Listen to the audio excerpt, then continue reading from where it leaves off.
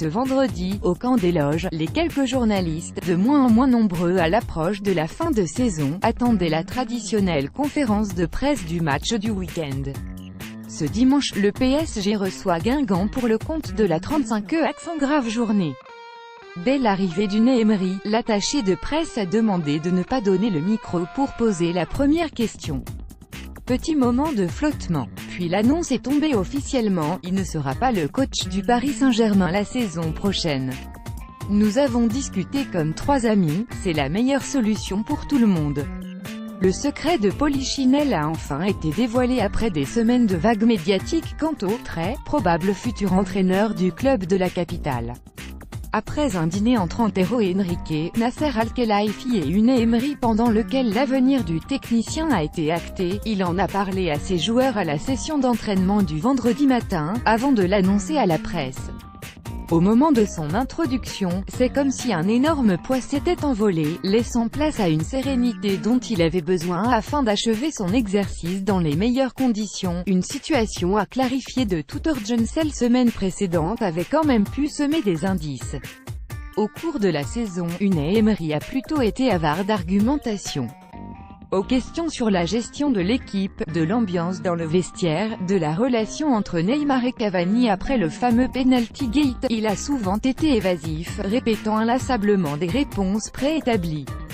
Lors des dernières conférences de presse, il était plus ouvert, plus disposé à répondre aux questions tactiques ou de gestion humaine, n'hésitant pas à développer ses arguments afin de mieux faire comprendre ses choix au cours de cette saison.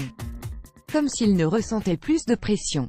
Certes, le titre de champion de France est déjà acquis, la Coupe de la Ligue est dans la poche et la Coupe de France semble être bien partie pour orner la salle des trophées du PSG, mais il manquait un petit quelque chose, l'officialisation de son avenir. Si le timing peut étonner, beaucoup pensaient à une annonce après la finale au Stade de France le 8 mai prochain, les raisons moins. Alors que la succession de Tuchel fait la une quasiment un jour sur deux, le Basque a dû être fatigué de devoir recadrer en permanence les médias de toutes sortes. Après les déclarations de Meunier, lors de la trêve internationale, qui avait affirmé que le technicien ne serait pas présent l'an prochain, la réaction immédiate d'Al-Khelaifi rappelant qu'il n'y avait qu'un seul coach et qu'il l'était jusqu'à fin mai, la situation n'était plus tenable.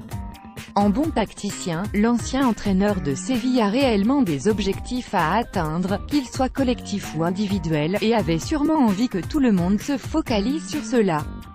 Car doucement mais sûrement, il peut laisser son empreinte dans l'histoire du club. À l'issue de la conférence de presse, une trentaine de supporters parisiens attendaient les joueurs. Lorsqu'ils ont reconnu la voiture d'Emery, il ne s'est pas fait prier pour s'arrêter, prenant le temps de faire des selfies, de signer des autographes, de remercier ceux qui le congratulaient. Il l'avait dit au début de son annonce, « Je voudrais remercier le président, Antero Henrique, le staff, les supporters ». Il a commencé ses adieux avant de tirer définitivement sa révérence prochaine sur la pelouse de Caen.